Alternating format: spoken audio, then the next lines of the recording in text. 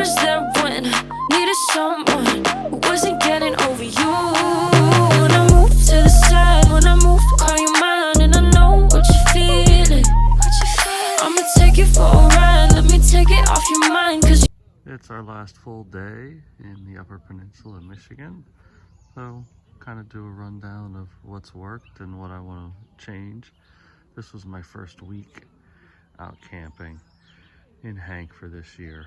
Just a few things. I still need to add that screen down here at the bottom. I got a lot of bugs coming up. I want to be able to protect that radiator as best as possible. The solar panels have done great. Also, the awning has been a welcome addition. I didn't use the solar shower this trip because there is a shower here. It's a state campground and the amenities are awesome. It's Deer Lake campground here. So inside, this is that new REI cot that I posted about, and it does really well. It's stable for the most part.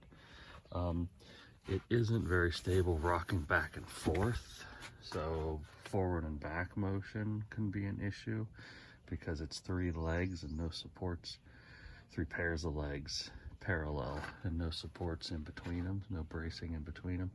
The other thing is it's, 10.5 inches off the ground. I'd rather have 12 inches. A lot of the storage containers that I have are 12 inches tall.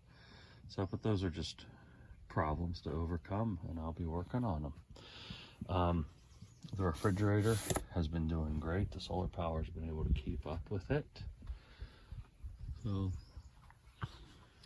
some people have asked about this. This was just a cheap SUV covering that I got off of Amazon. I don't remember exactly how much it cost, but I can link down below for it. But it does some great things.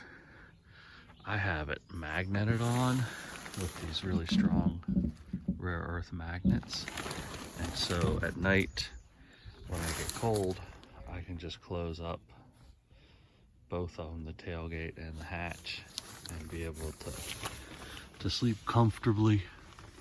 The shelf was a big addition for this trip. I use this to organize my clothes, a little camping closet or suitcase closet. You can see all the fans I had set up in there. There's a USB one, and this one runs off of a Ryobi battery. I did not need them this trip. It's been awful chilly. Oh, that's right.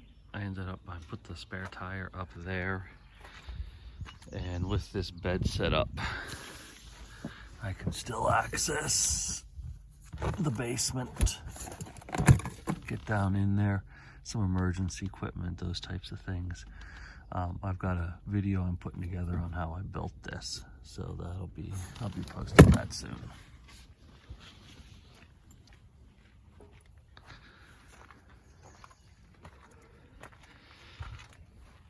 Started using this as a trash can. It's also great for larger bottles and cups. I've got a few of them over the car. There's wet wipes and sanitation wipes there. Then there's another one for garbage. One thing I found out is that the bottom of these are real good with Velcro. So I am traveling. There are 3 of us in the car, although I'm the only one staying in here.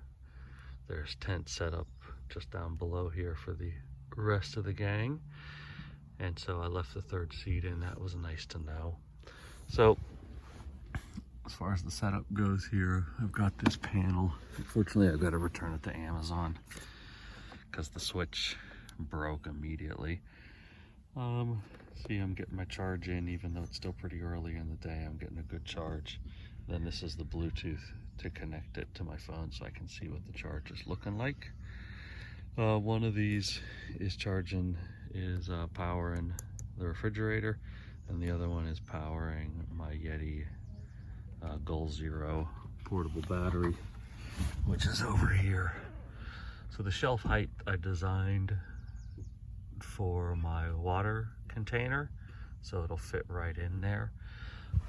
Doesn't fit in there great right now because I have this old dog cage in the back, which allows me to put some stuff back up in there.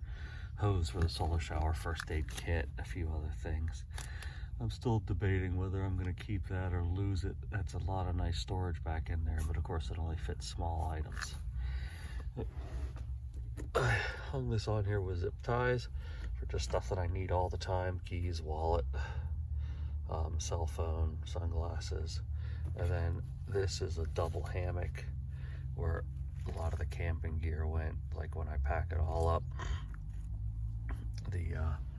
the back awning will go in there, the tent and all those types of things. And then there's this extra pocket here for some other things.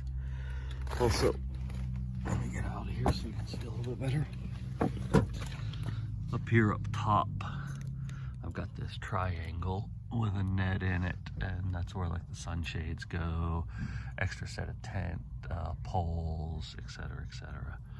So all of this 3/4 inch EMT conduit is held together with these maker pipe connectors, and I've been using them for a lot of my builds. The roof rack is done entirely with those as well.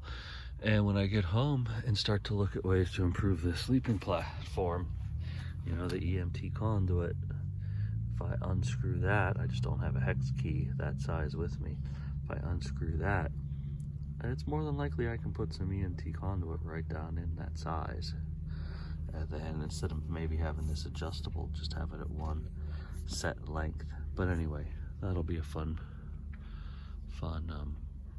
project for next week.